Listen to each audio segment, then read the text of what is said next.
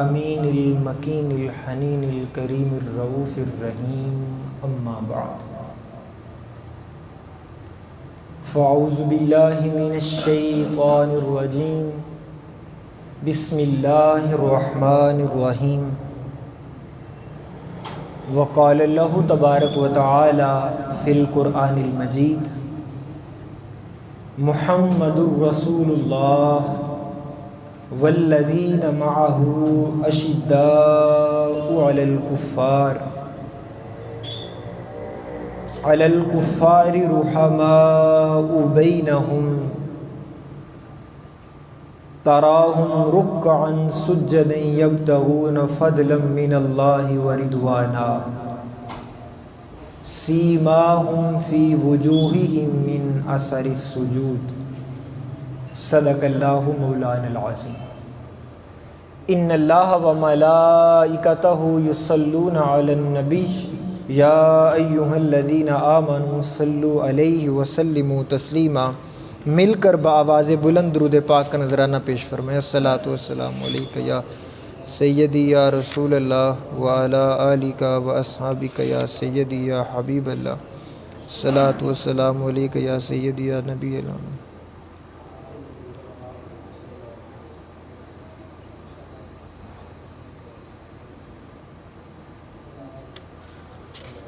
بلغ العلا بکمالہ کشف الدجی بجمالہ حسنت جمیع خصالہ صلوا علیہ وآلہ۔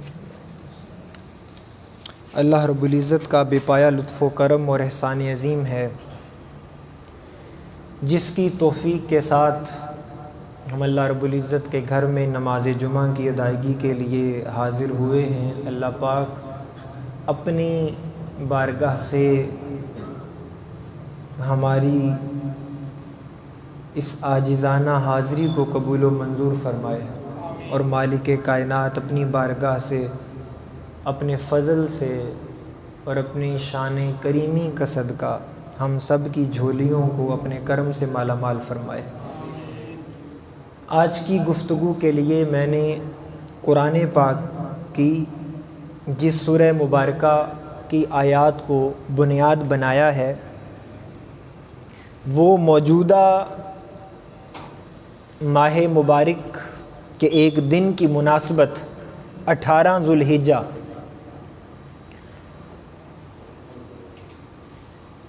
اس کو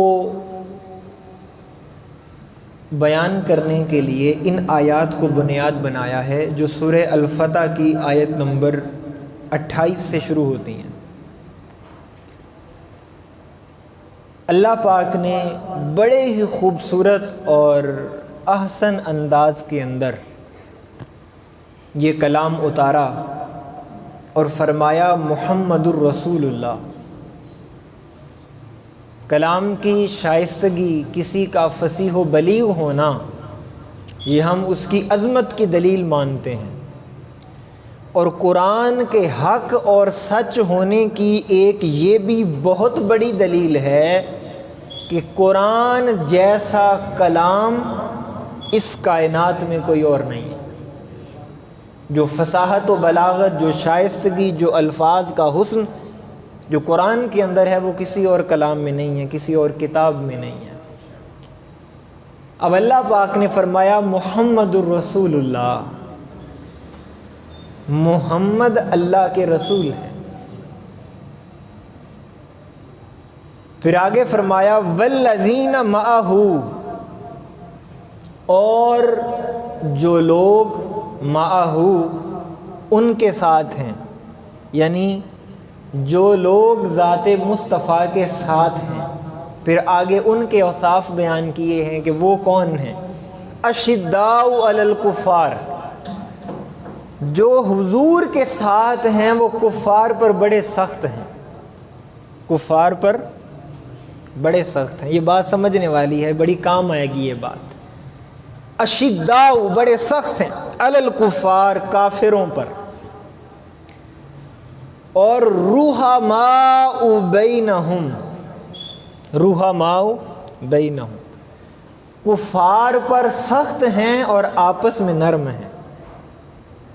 ان کا رویہ بیان کیا جا رہا ہے صحابہ کرام کا کہ ان کے سامنے جب دشمن مصطفیٰ ہو تو وہ کوئی رعایت نہیں دیتے، ان کے لیے سخت ہیں اور ان کے اوپر برستے ہیں جس طرح برسنے کا حق ہوتا، اور جب اپنے اہل ایمان کے اندر ہوتے ہیں تو رحماء بینہم، پھر ان کا پیار دیکھنے کے قابل ہوتا ہے۔ کافروں پر سخت ہیں، آپس میں نرم ہیں۔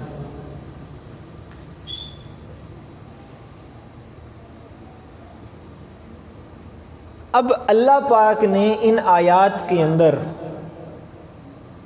ایک حقیقت کو بیان کر دیا۔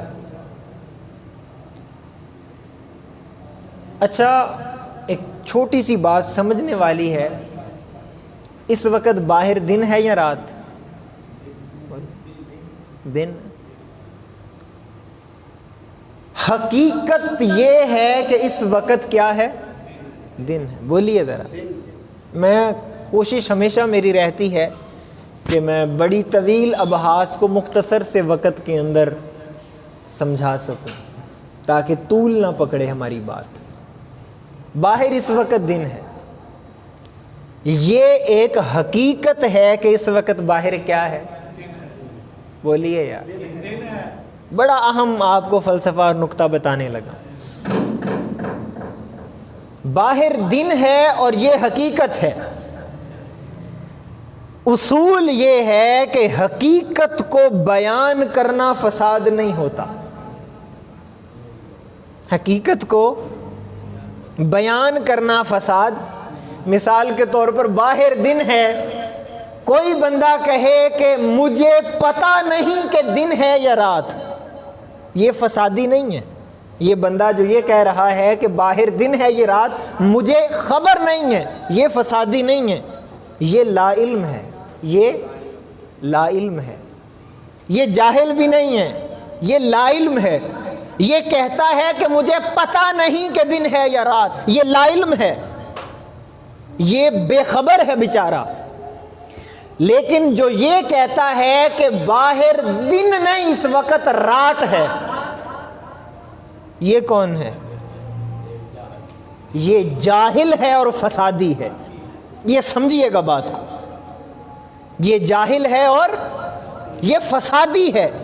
میں نے کہا کہ باہر دن ہے، میں نے ایک حقیقت کو بیان کیا، تو حقیقت کو بیان کرنا فساد نہیں ہوتا، حقیقت کا انکار کرنا فساد ہوتا۔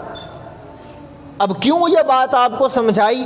اللہ پاک نے فرمایا کہ جو مصطفیٰ کے یار ہیں، مصطفیٰ کے صحابہ ہیں، رحماء بینہم، آپس میں پیار والے ہیں، آپس میں نرم ہیں، آپس میں اتحاد اتفاق کا تعلق رکھتے ہیں۔ یہ قرآن نے ایک حقیقت بیان کر دی۔ اب کوئی آل رسول اور اصحاب رسول کا جھگڑا بیان کرے تو وہ فسادی ہے۔ وہ کیا ہے؟ جو آل رسول کو اور جانے، اصحاب رسول کو اور جانے اور ان کو لڑوانے کی کوشش کرے، ان میں نفرتیں بیان کرے، اب وہ بیان کر رہا ہے وہ حقیقت قرآن سے ٹکرا رہی ہے، وہ حقیقت قرآن سے ٹکرا رہی۔ تو زندگی بھر کا اصول یاد رکھ لیں، جس مسجد کے اندر آل رسول اور اصحاب رسول میں نفرتیں بیان ہوتی ہوں، جس محفل کے اندر ان دونوں ہستیوں سے دوری بیان ہو، جس پروگرام کے اندر لوگ آپ کو کہیں کہ آل رسول اور اصحاب رسول میں دشمنیاں تھیں، جس مجلس کے اندر آل رسول کے اوپر تبرہ ہو، جس مجلس کے اندر اصحاب رسول کو برا بلا کہا جائے، خدا کی عزت کی قسم ان لوگوں کا قرآن کے ساتھ کوئی تعلق نہیں، ان لوگوں کا قرآن کے ساتھ کوئی تعلق نہیں۔ قرآن نے ایک حقیقت بیان کی ہے، رحماء بینہم۔ اب ہم تو قرآن کی مانیں گے کیونکہ اس سے معتبر حوالہ اور کوئی نہیں۔ اچھا، اب یہ ایک حقیقت ہے۔ اب یہ سارا فلسفہ میں کیوں سنا رہا ہوں آپ کو؟ کس حقیقت کی طرف لے کے جانا چاہتا ہوں؟ آج کے اس دور کے اندر مشکل یہ بن گئی ہے کہ لوگ بات تو محبت صحابہ کی کرتے ہیں، میری جانب توجہ رکھیں، لوگ بات محبت صحابہ کی کرتے ہیں، لیکن محبت صحابہ کے پردے میں بغض آل رسول ہوتا ہے۔ کیا ہوتا ہے؟ بغض آل رسول ہوتا ہے۔ اور اسی طرح کچھ لوگ بیان تو محبت آل رسول کا کرتے ہیں، لیکن اس پردے کے اندر بغض صحابہ ہوتا ہے۔ یہ بات یاد رکھ لیں کہ ایسی آل رسول سے محبت کرنا کہ ان سے محبت کا دعویٰ ہو اور دل میں بغض صحابہ ہو، ایسی محبت آل رسول کو گوارا کوئی نہیں۔ یہ آل رسول کی رضا کے حصول کا سبب نہیں کہ جو بات آل رسول کی محبت کا کر دے اور صحابہ کی بات آئے تو اس کے چہرے کے 12 بج جائیں۔ اور اسی طرح اگر کوئی بات محبت صحابہ کی کرے لیکن دل میں بغض آل محمد ہو، بغض آل محمد ہو، ایسی محبت صحابہ کی بارگاہ میں قبول کوئی نہیں۔ کیوں؟ اس لیے ایک جملہ کہنے لگا ہوں، اگر آپ اس کو دل میں اپنے جگہ دے سکیں اس جملے کو۔ کیوں؟ اس لیے کہ دونوں ہستیاں عظیم ہیں، دونوں طبقات عظیم ہیں۔ کیوں؟ اس لیے کہ آل رسول کی تربیت بھی میرے مصطفیٰ نے کی، صحابہ کی تربیت بھی میرے مصطفیٰ نے کی۔ اب ان دونوں طبقات پر اعتراض ان پر اعتراض نہیں ہے، وہ مصطفیٰ پر اعتراض ہے۔ وہ ظالم، وہ بدبخت دین کے فہم سے ناآشنا ہے جو امت کو صحابہ اور آل رسول کے اندر لڑوا رہا ہے، وہ نادان ہے، فسادی ہے۔ اب اس مقدمے کو آپ کے سامنے رکھنے کے بعد دور حاضر پر بات کرتا ہوں۔ اب آپ مجھے یہ بتائیں کہ کوئی ایسا بندہ اہل ایمان میں ہو سکتا ہے کہ اس کے دل کے اندر حضرت عثمان غنی کا بغض ہو؟ بولیے نا، مجھے جواب دیں بول کے۔ کوئی اہل ایمان کے یہ اوصاف میں سے ہے کہ وہ حضرت عثمان غنی رضی اللہ تعالیٰ عنہ سے معاذ اللہ بغض رکھتا ہو؟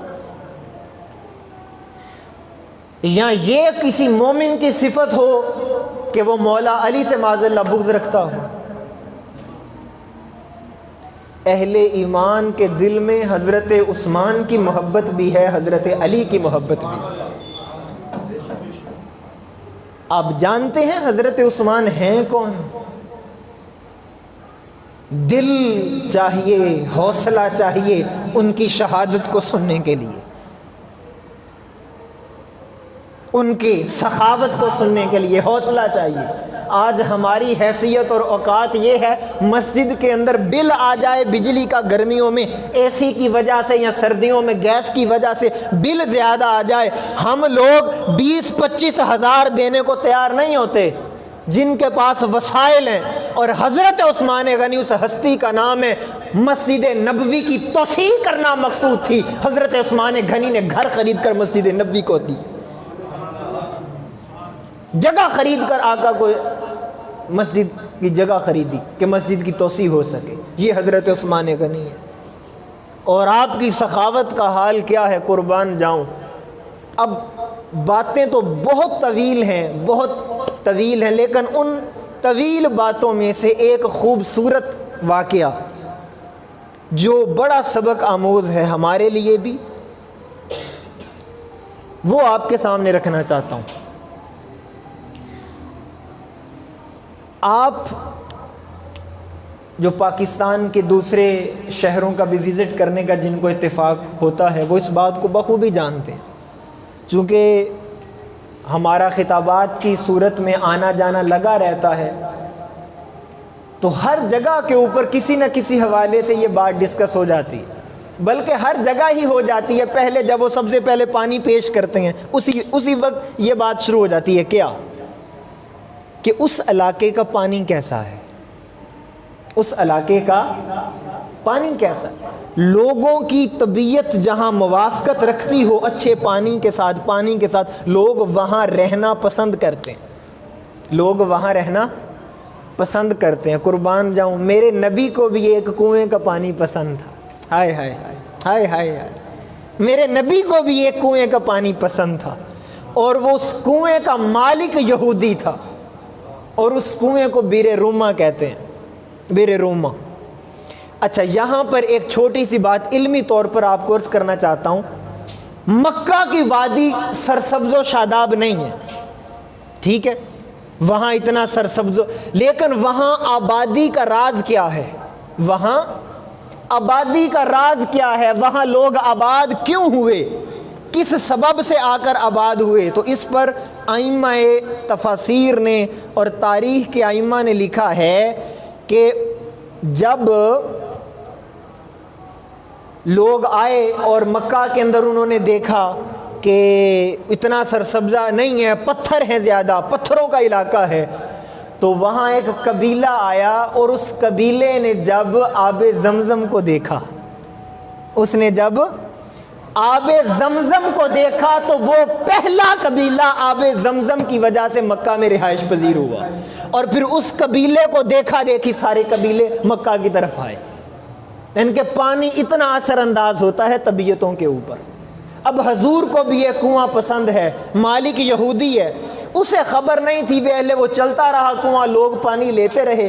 آہستہ آہستہ جب لوگوں کو یہ پتہ چلا، صحابہ کو یہ پتہ چلا کہ حضور اس کنویں کا پانی پسند فرماتے ہیں، تو یہ بات کانوں کان اس یہودی تک پہنچ گئی کہ میرے کنویں کا پانی تو ذات مصطفیٰ بھی پسند کرتی ہے۔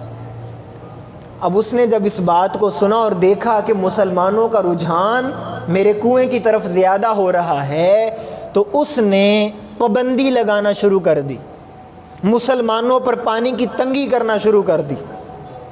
اب سرکار کریم صلی اللہ علیہ وآلہ وسلم سے صحابہ نے آ کے معاملہ ڈسکس کیا کہ یا رسول اللہ، وہ تو یہودی پانی نہیں لینے دیتا۔ تو میرے آقا تاجدار کائنات صلی اللہ علیہ وسلم 3 دن گزر گئے، میرے آقا نے پانی نہیں پیا ہوا تھا۔ حضرت عثمان غنی کہیں دور دراز تجارت کے سفر کے لیے گئے ہوئے تھے، واپس آئے، آقا کی مجلس میں دیکھا صحابہ کے ہونٹ لب خشک، آقا کے ہونٹ لب خشک۔ تو پوچھا صحابہ سے کہ یہ کیا معاملہ ہے؟ تو فرمایا کہ آپ دور دراز کے سفر سے آئے ہیں، حضرت عثمان غنی کو بتایا گیا کہ یہودی نے پانی نہیں لینے دیا گیا۔ اب سنیں، حضرت عثمان غنی بزنس مین تھے، تجارت۔ ادھر جب حضرت عثمان غنی رضی اللہ تعالیٰ عنہ کو یہ معاملہ پیش آیا، پتہ چلا، ادھر سے اللہ تعالیٰ نے جبریل علیہ السلام کو بھیجا، اور میرے آقا نے اعلان کیا کہ اللہ تعالیٰ نے فرمایا ہے پیارے اعلان کر دو، جو شخص یہ کنواں خرید کر مسلمانوں کے لیے وقف کرے گا، خدا اسے جنت میں گھر عطا فرمائے گا، اور اس گھر کی ضمانت میں مصطفیٰ دیتا ہوں۔ حضور ضامن بنے ہیں۔ اب حضرت عثمان غنی نے پوچھا یا رسول اللہ، یہ سب کے لیے خوشخبری ہے، اگر میں ایسا کروں تو میرے لیے بھی یہی اعلان ہے؟ فرمایا عثمان تیرے لیے بھی یہی اعلان ہے۔ اب سنیں، حضرت عثمان غنی گئے۔ دوستو، زندگی میں سودے تو آپ بھی بڑے کرتے ہیں، بڑے سودے۔ ہماری کوشش یہ ہوتی ہے کہ قیمت کم دینی پڑے، چیز اچھی ملے۔ ابھی بقرہ عید گزری ہے، یہی معاملہ، لیکن تاریخ میں 2 سودے ایسے ہوئے ہیں، 2 بار تجارت ایسی ہوئی ہے کہ قیمت منہ مانگی دی گئی، عقل والے کہتے رہے خسارے کا سودا ہے، عشق والے کہتے رہے سودا تو یہی ہوا ہے، سودا تو یہی ہوا ہے، بزنس تجارت یہی ہوئی ہے۔ ان میں سے ایک کیا تھا؟ حضرت عثمان غنی رضی اللہ تعالیٰ عنہ گئے اس یہودی کے پاس، کنواں بیچنا ہے۔ اب اسے پتہ چل چکا تھا کہ حضرت عثمان غنی جیسا بزنس مین، تاجر کنواں خریدنے آیا ہے، کوئی راز کی بات ہوگی۔ وہ یہودی یہ سمجھ رہا تھا کہ حضرت عثمان غنی بزنس کرنا چاہتے ہیں، کہ کنواں خریدیں گے اور پانی کے اوپر ٹیکس لگائیں گے، ٹکٹ رکھیں گے۔ وہ یہودی یہ سمجھ رہا تھا کہ عثمان آپ نے تجارت کرنی ہوگی۔ حضرت عثمان بھی کہہ رہے تھے ہاں میں نے تجارت کرنی ہے، پر کوئی اور کرنی ہے، میں نے عشق کی تجارت کرنی ہے، میں کہیں سودا اور کر کے آیا ہوں، کسی اور بارگاہ میں سودا کیا ہے۔ تو اب اس نے جب یہ دیکھا تو اس نے، اب وہ دشمن بھی تھا مسلمانوں کا، اس نے سوچا کہ اگر میں نے پہلی بار ہی سارا کنواں دے دیا تو میرا تو اثر و رسوخ ختم ہو جائے گا، اور جو مسلمانوں کو میری محتاجی ہے وہ ختم ہو جائے گی۔ اب وہ دشمنی، اسلام دشمنی بھی دل میں تھی۔ اس نے کہا حضرت عثمان سے بیچنا ہے لیکن سارا نہیں بیچنا، آدھا بیچوں گا۔ تو حضرت عثمان نے کہا بھی آدھے کا کیا مطلب ہے، کوئی دیوار کھڑی کرو گے؟ کہ نہیں، بیچوں گا آدھا، ایک دن آپ کا ہوگا ایک دن میرا ہوگا، ایک دن آپ اس پر تجارت کریں گے ایک دن میں کروں گا۔ اب حضرت عثمان غنی خود بہت بڑے بزنس مین ہیں، اللہ پاک نے آپ کو بڑی بصیرت عطا فرمائی تھی، فرمایا مجھے تیرا سودا منظور ہے۔ اس نے اس کنویں کی زیادہ قیمت وصول کی، حضرت عثمان غنی نے وہ زیادہ قیمت عطا کی اور مصطفیٰ کی بارگاہ میں حاضر ہو گئے، یا رسول اللہ ایک دن کے لیے کنواں خرید لایا ہوں، ایک دن ہمارا۔ اب وہ یہودی اس انتظار میں تھا کہ اگر ساری رات وہ اس پریشانی میں رہا کہ اگر حضرت عثمان غنی نے 2 درہم قیمت رکھی میں 4 رکھوں گا، انہوں نے 4 رکھی تو میں 6 رکھوں گا، یعنی کہ اگر سادہ الفاظ میں کہوں وہ یہودی ساری رات کیلکولیٹر پہ متھا مارتا رہا کہ میرا نفع کس چیز کے اندر ہے، لیکن اس نادان کو خبر ہی نہیں تھی کہ وہ کتنا بڑا نقصان کا سودا کر چکا تھا۔ وہ یہ سوچ رہا تھا کہ حضرت عثمان غنی پیسہ کمائیں گے۔ حضرت عثمان غنی آئے قربان جائیں میرے آقا کی بارگاہ میں، یا رسول اللہ ایک دن اب ہمارا کنواں ہوا، یا رسول اللہ بیر روما خریدا جا چکا ہے۔ میرے آقا نے اعلان کیا، اے مسلمانوں، حضرت عثمان غنی نے یہ جو کنواں خریدا ہے یہ آج مسلمانوں کے لیے وقف کیا جاتا ہے، جس کا دل کرے جتنا پانی لے لے، اور صرف مسلمانوں پر نہیں اہل مدینہ پر وقف کیا جاتا ہے، کوئی کافر ہے تو وہ بھی لے لے۔ اس پہ سبحان اللہ بنتی تھی اگر آپ سخاوت کا معنی سمجھے تو، اہل مدینہ پر کھول دیا، جو جی کرے لے لے آ کے پانی۔ ایک یہ ہیں جو پانی دے رہے ہیں، ایک وہ بدبخت تھے جنہوں نے آل رسول پہ پانی بند کیا تھا، ایک وہ بھی بدبخت تھے۔ یہاں جب میرے آقا نے اعلان فرمایا، اچھا اگر تھوڑی سی توجہ کریں کہ جملہ کہنا چاہتا ہوں، اور اس جملے کو جب میں سنتا ہوں پڑھتا ہوں تو یقین کریں ایک ایسی کیفیت طاری ہوتی ہے، کاش دل کے اندر محبت رسول ہو، بندہ جھوم اٹھتا ہے۔ وہ کیا؟ حضور نے ایک بڑا پیارا جملہ حدیث پاک میں جو آیا ہے، کیا آقا نے فرمایا؟ جب حضرت عثمان غنی رضی اللہ تعالیٰ عنہ خرید کے آئے آقا کی محفل میں تو میرے آقا نے ایک جملہ ارشاد فرمایا۔ میرے آقا نے جب مسلمان اور صحابہ تھے نا، پوری توجہ، میں ایک آہستہ سے جملہ کہنا چاہتا ہوں اگر آپ دل میں جگہ دیں۔ خریدا کس نے؟ بولیں، بیر روما کس صحابی نے خریدا؟ حضرت عثمان غنی نے۔ پیسے کنہوں نے دیے؟ بولیں نا، حضرت عثمان۔ اب میرے آقا نے کیا فرمایا؟ حدیث پاک کا جملہ ہے، جب وہ خرید کر میرے آقا کی بارگاہ میں آ گئے نا، لطف لیجئے گا جملے کا، میرے آقا نے صحابہ سے فرمایا کہ بیر روما ہم نے خرید لیا ہے۔ آئے ہائے ہائے ہائے ہائے ہائے ہائے ہائے ہائے ہائے، ہم نے خرید لیا ہے، ہم نے خرید لیا ہے۔ حضرت عثمان غنی کو میرے آقا کے مال، حضور نے اپنا مال قرار دیا، اپنا مال قرار دیا کہ ہم نے خرید لیا، کہ عثمان تیرا خریدنا ایسا ہے جیسے مصطفیٰ نے خریدا ہے۔ ہائے ہائے،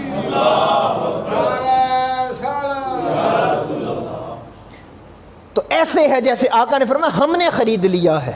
اچھا، اب جب میرے آقا نے اعلان کیا تو کمال یہ ہوا کہ اس یہودی کے خاندان نے جب حضور کا یہ اعلان سنا کہ اہل مدینہ پر وقف کر دیا، فری ہے، کھول دیا گیا، تو اب اگلے دن تجارت کرنی تھی اس یہودی نے اگلے دن تجارت کرنی تھی۔ حضرت عثمان غنی نے مسلمانوں سے کہا گھبراؤ نہیں، آج کا بھی لے لو اور کل کی ضرورت کا پانی بھی آج ہی لے لو۔ اب اس یہودی کے جو کان تھے اور اس کی آنکھیں کھل گئی ہیں، میرے ساتھ بنا کیا ہے۔ اور کل جب وہ آ کر غلے کے اوپر بیٹھا تجارت کرنے کے لیے، اس نے دیکھا کہ اس کے خاندان کے لوگ بھی پانی نہیں لینے آ رہے. اس نے کہا تمہیں کیا ہو گیا, تم تو میرے ریلیٹیو ہو. فرمایا نادان, تو تجارت کر رہا ہے, کل مصطفیٰ نے سب کے لیے کھولا تھا, ہم نے بھی کل پانی لے لیا تھا, ہم نے بھی کل پانی لے لیا تھا. عطائے مصطفیٰ لوگوں وہ سمندر ہے کہ مسلمان آ جائے تو عطا ہوتی ہے, غیر مسلم آ جائے تب بھی عطا ہوتی ہے. یہ خدائی صفت ہے, خدائی اوصاف ہے کہ تمہارے در پہ جو آ جائے عطا کر دیا جائے. مال دنیا ہے, عطا کر دیا جائے. تو اس کے خاندان والے کہنے لگے اسی بھی کل لے لے اسی. تو یہ حضرت عثمان غنی کا رول ہے اسلام کی خدمت کے اندر. اب اگلی بات سنیں. آقا, میں نے عرض کیا کہ دو سودے ہوئے. ایک یہ سودا ہوا جو حضرت عثمان غنی نے زیادہ قیمت دے کر خریدا اور میرے آقا خوش ہوئے, اور اس کے اوپر ایک جزا بھی بیان فرمائی. ایک جزا بھی اگر آپ تھوڑی سی توجہ کریں تو میں اس کو اپنے انداز میں بیان کرنا چاہتا ہوں. وہ حضرت عثمان غنی آقا کے لیے نا پانی لے کے آئے, مجلس کے اندر پانی لے کر آئے. اب میرے آقا اپنی صحابہ کے جھرمٹ میں بیٹھے تھے. حضرت عثمان غنی رضی اللہ تعالیٰ عنہ کے ہاتھ میں پیالہ پانی کا, وہ بیری روما کا پانی. میرے آقا نے دیکھا, صحابہ نے دیکھا, خوش ہو گئے کہ حضرت عثمان غنی جب خرید کر لائے پانی, تو حضرت عثمان غنی کے ہاتھوں میں پیالہ تھا. ہائے, آقا کی بارگاہ میں آگے ہوئے نا تو حضور نے پیالہ پکڑنے کے لیے ہاتھ آگے کیے, حضرت عثمان غنی نے پیالہ پیچھے کر لیا, پیالہ پیچھے کر لیا. آقا پوچھیں عثمان میرے لیے نہیں لائے؟ یا رسول اللہ فدا کا ابی و امی, یا رسول اللہ کا میرے ماں باپ آپ پر قربان, سونے تیرے لیے لے کے, آپ کے لیے لے کے آئے ہوں آقا, آپ کے لیے لے کے آیا ہوں. فرمایا عثمان دیتے کیوں نہیں؟ حضرت عثمان کا جملہ سنیے. فرمایا آقا آج میرا دل کرتا ہے ہاتھ عثمان کا ہو اور لب مصطفیٰ کے ہو. ہائے آج میں پلاؤں اور آپ پئیں. اب بارگاہ مصطفیٰ میں کوئی محبت کرے, عقیدت پیش کرے تو یہ کیسے ہو سکتا ہے حضور کچھ عطا نہ کریں؟ وہ پانی پلا کے معاملہ ختم ہو گیا. میرے آقا نے بعد میں کہا صحابہ گواہ ہو جاؤ, حشر کا دن ہوگا, میں حوض کوثر پر کھڑا ہوں گا, میری ایک جانب ابو بکر ہوں گے, جو اس طرف سے آئیں گے میں پیالہ ابو بکر کو دوں گا وہ پلائے گا, جو اس جانب سے آئیں گے پیالہ حضرت عمر کو دوں گا وہ پلائیں گے.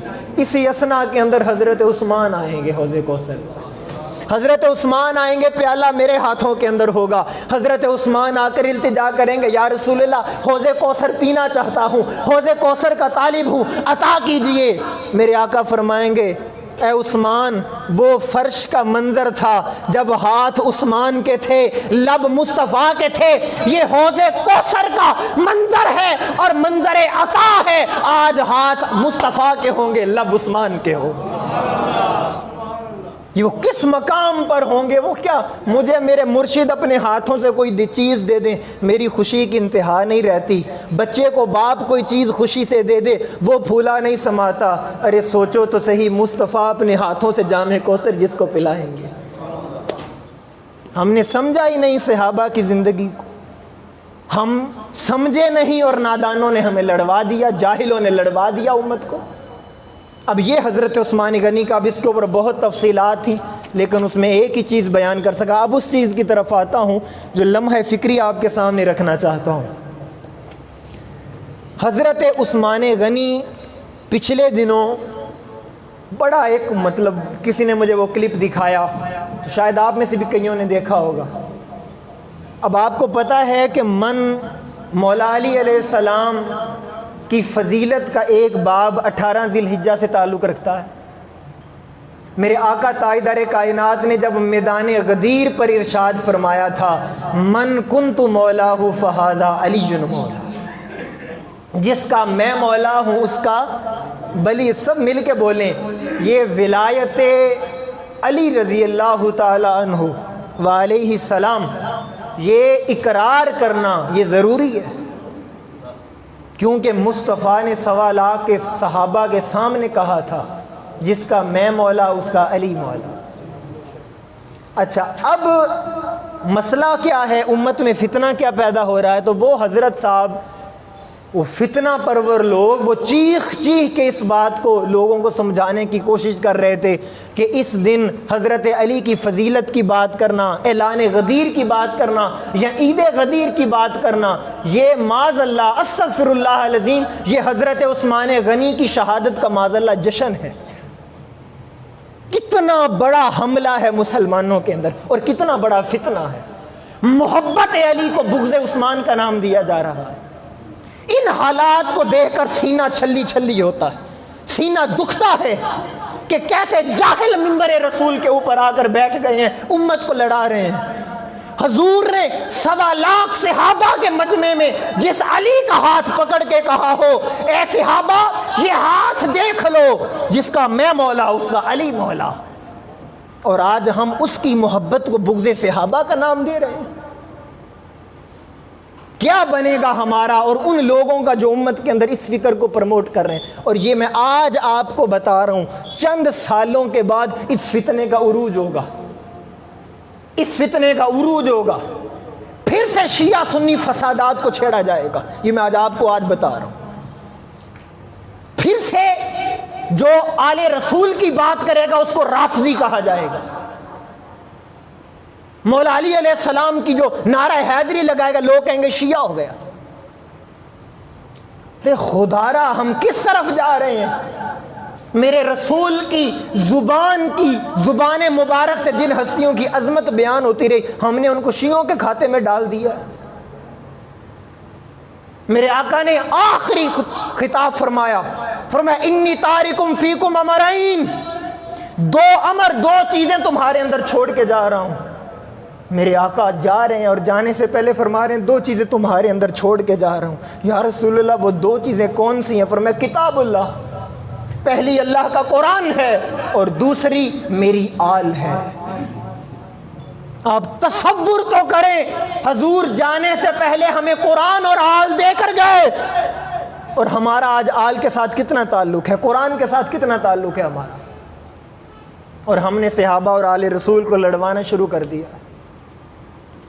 آخری بات کرنا چاہتا ہوں تاکہ دلیل، میں اب یہ جو لوگ بعد کے اندر آئے ہیں تو میں سارا وہ ریپیٹ تو نہیں کر سکتا لیکن وہ الفاظ دہرا دیتا ہوں۔ رحماء بینہم، یہ ایک حقیقت ہے کہ ان کے اندر آپس میں پیار تھا، محبتیں تھیں، یہ ایک حقیقت جو قرآن نے بیان کر دی۔ آپ کو پتہ ہے کہ جب حضرت عثمان غنی رضی اللہ تعالیٰ عنہ، مولا علی علیہ السلام کا جب نکاح کی بات چلی اور میرے آقا نے فرمایا کہ شادی کی تیاری کے لیے کیا مال ہے، حق مہر کے لیے تمہارے پاس کیا مال ہے؟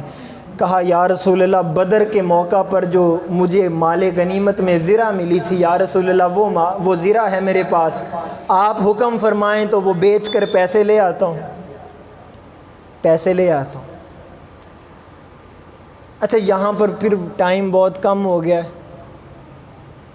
حضور نے شادی کی اپنی بیٹی کی، ہائے ہائے، آج بیٹی بہنوں والے اور بیٹیوں والے میرے سامنے بیٹھے ہیں، زمانے کی ساری بیٹیاں اور ساری بہنیں سیدہ فاطمہ کے پردے کی عظمت کا صدقہ ان کے پردوں کو سلامتی اللہ پاک نے عطا فرمائی۔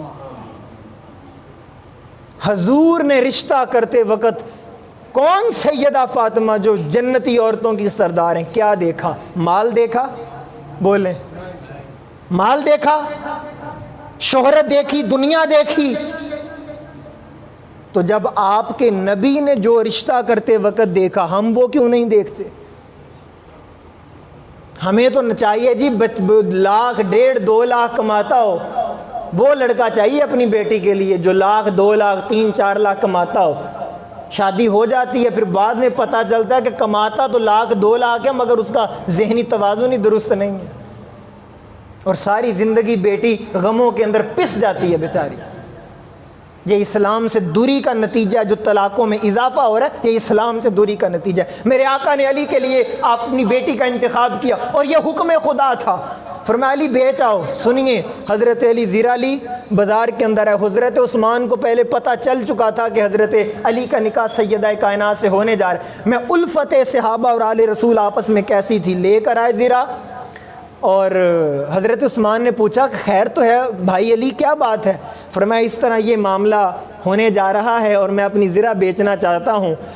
فرمایا علی کتنے کی بیچتے ہو؟ اس وقت بھی حضرت عثمان کے دل میں تھا کہ میں انہیں پیسے دے دوں اور ان سے زرہ نہ لوں، اس وقت بھی حضرت عثمان کے دل میں تھا، لیکن حضرت عثمان نے سوچا کہ اگر میں نے یہ آفر دی تو شاید حضرت علی کی غیرت متاثر نہ ہو، غیرت علی متاثر نہ ہو اور انکار نہ کر دیں۔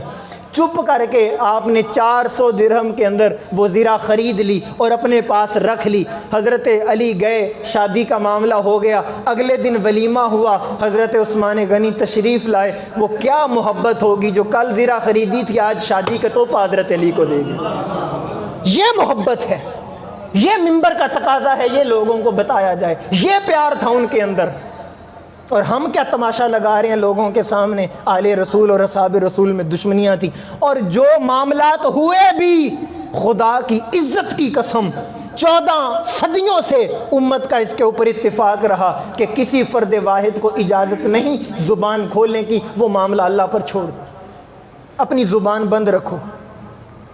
اور ساری زندگی جو احادیث میں قرآن میں ان کی محبت اور پیار کا بیان ہوا، ہمیں قرآن اور حدیث چھوڑ کر تاریخی روایات نظر آتی ہیں۔ اللہ تعالیٰ کی بارگاہ میں دعا کرتا ہوں کہ مالک کائنات ہمیں یہ درد سمجھنے کی توفیق عطا فرمائے، ہمیں آل رسول کی غلامی بھی نصیب فرمائے، اصحاب رسول کی تعظیم بھی نصیب فرمائے۔ وما علینا الا البلاغ۔